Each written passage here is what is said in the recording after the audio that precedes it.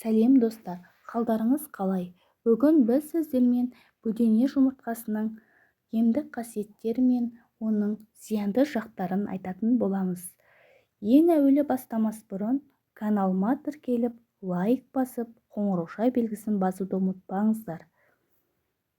Бөдене жұмыртқасы 1000 түрлі дертке дауа. Адамның ойлау қабілетін арттырып, ағзаны түрлі жұқпалы аурулардан қорғайды. Ал дәмі тіл үйіреді, әрі тойымды. Дәлірек айтсақ, кәдімгі тауық жұмыртқасына қарағанда 1 грамм бөдене жұмыртқасы құрамында А және Д дәрумендері 2 есе көп.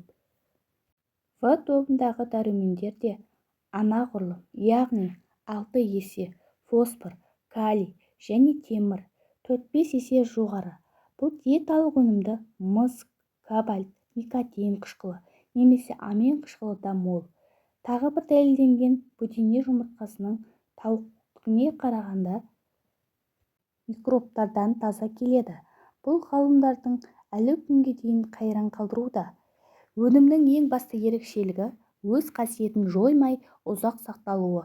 Бөлме температурасы жағдайында айға жуық, ал тоңазытқышта 60 тәулікке дейін сақтауға болады.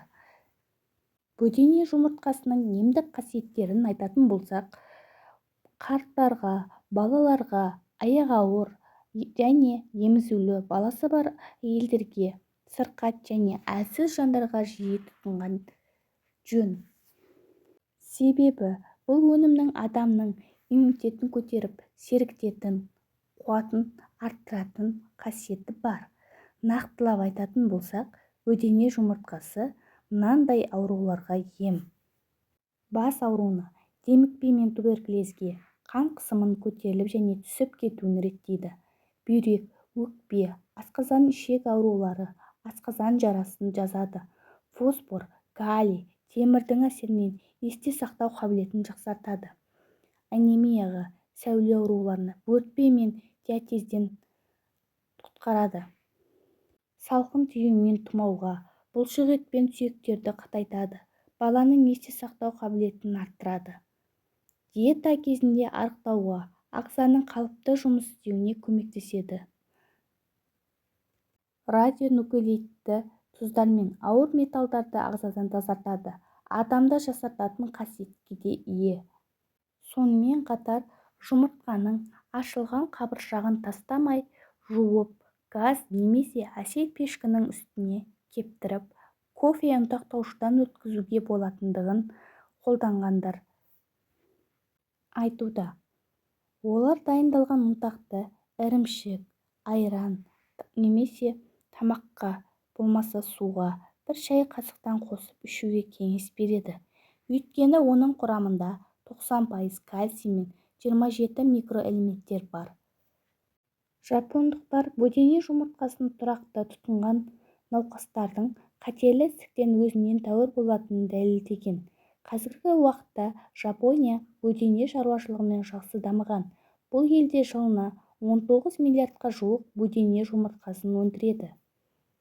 Керек десеңіз, бөденені зерттейтін орталықтар, институттар құрылған. Сонымен қатар бүгінде Қытай, Үндістан, Германия және басқа да елдер бөдене ісін жандандыруға қатты көңіл бөлген. Бөдене жұмыртқасын шикілейде қайнатылған, қуырылған, пешке сусыз пісірілген күйде де пайдалануға болады. Оны түрлі салатқа қоссаңыз да өз еркіңіз. Ботқаға, картоп езвесіне немесе сорпаға да қосуға болады. Ең дұрысы, бәрінен де пайдалысы шикі күйінде ішу. Сонда ол өзінің айрықша дәрумендерін сақтап қалады. Мұндай пайдалы өнімнің кемшіліктері де бар. Бөдене жұмыртқасының гипоаллергенді деген пікір бар, бірақ іс жүзінде олай емес. Сондықтан балаңызды бөдене жұмыртқасын тамақтандырмас бұрын дәрігермен кеңес алған жөн.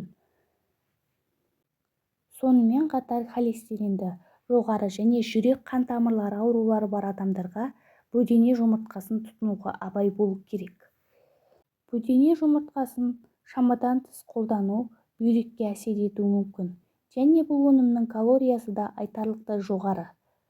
Сондықтан арықтау үшін оны көп пайдалануға, көп жеуге болмайды.